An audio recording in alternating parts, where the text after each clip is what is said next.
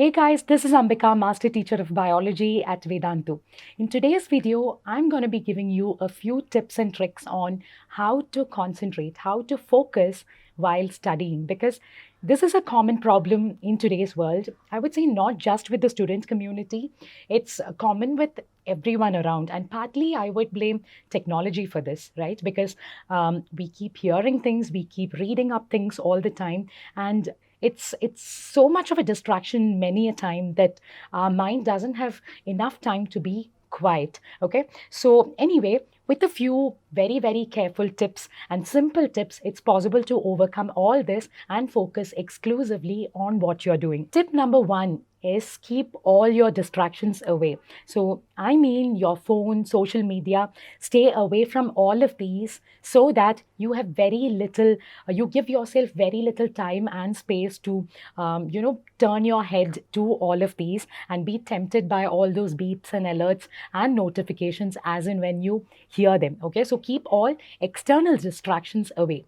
Secondly, keep all your internal distractions away. And how do you do this? This can be achieved only through meditation. So, this is not rocket science. I would say meditation is something that everyone can practice with a little bit of care, as long as you're interested in it. Start with about 1 minute in a day. If you can focus exclusively on your breath for a minute or two, try increasing this time for about 5 minutes and 10 minutes eventually, and try doing this once in the morning and once in the night so that your mind becomes free of all clutters and worries and you are completely able to focus on the task at hand. Technique number three, have very clear goals. Now, this is important because otherwise, I would say half the time you may waste your time thinking about what you are actually doing and what you're actually aiming at. So make sure you know what you are doing, what your ultimate goal is, what your ultimate target is, so that you can work according to that. Technique number four, it's very important to follow a strict routine. Okay, I keep talking about this. I keep talking about having a routine, having a timetable, because scientifically, your brain becomes adjusted to, as to when to be quiet and when to actually work hard, when to be alert, and all of that only if you develop a routine, only if you stick to a timetable. Now, this is also why I keep telling you to practice mock papers at the time of the day, at the same time every day, preferably at the same time during which your final exam will be conducted. Why does it work? That is because your brain gets adjusted to that time, adjusted to work accordingly at that time of the day. So, as long as you can train your brain with practice to stay quiet, to stay active as and when you want it, the success will completely be yours. The next tip is, of course, using the pomodoro technique. Now, this is useful because it's been scientifically proven that the human brain cannot concentrate for more than 20 to 25 minutes completely at a time. So, pomodoro technique has been designed keeping this in mind. If you have not much of an idea about how this works, go back to my video on smart study techniques and have a look at that. Try practicing it and you will see the results for yourself.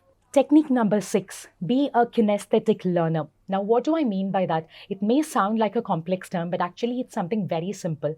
I just mean that when you are a learner, whatever you're doing, whether you're reading the textbook by yourself or whether you're attending a lecture on YouTube or in your classroom for that matter, try improving your focus by having a notebook and pen in hand.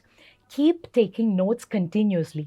Okay, so basically, kinesthetic learners are those who learn better by staying physically active while they learn. This actually improves your concentration a lot. So, especially if you are a person who finds it difficult to stay focused while you read and while you listen to a lecture, taking notes continuously and all the time and staying active all the time can work wonders. Technique number seven, eat and hydrate. Now, I keep talking about the importance of exercise, eating, meditating, and staying hydrated because eating the right food, and not staying hungry, especially during your study sessions, can work wonders in your quality of thinking and your quality of focus. And of course, staying hydrated also, because it's important for your brain cells to stay hydrated all the time to function optimally. So eating well and staying hydrated can have a positive role in the long run. And finally, of course, try developing the reading habit. Of course, these days, in this generation, there are very, very few children out there who are very interested in reading. But I would say reading does to your mind what exercise does to your body. Try reading at least for 15-20 minutes in a day, anything for that matter, newspaper or a story, whatever you find interesting, and inculcate this habit in your daily life so that your concentration and your focus improves very, very much, and your brain can function optimally. So try following these techniques, children. And just in case you have anything more to add to these tips, feel free to add them to the comment section below, or send me an email at ambika.gopalakrishnan@vedantu.com. And until we meet again, this is Ambika signing off. Bye bye.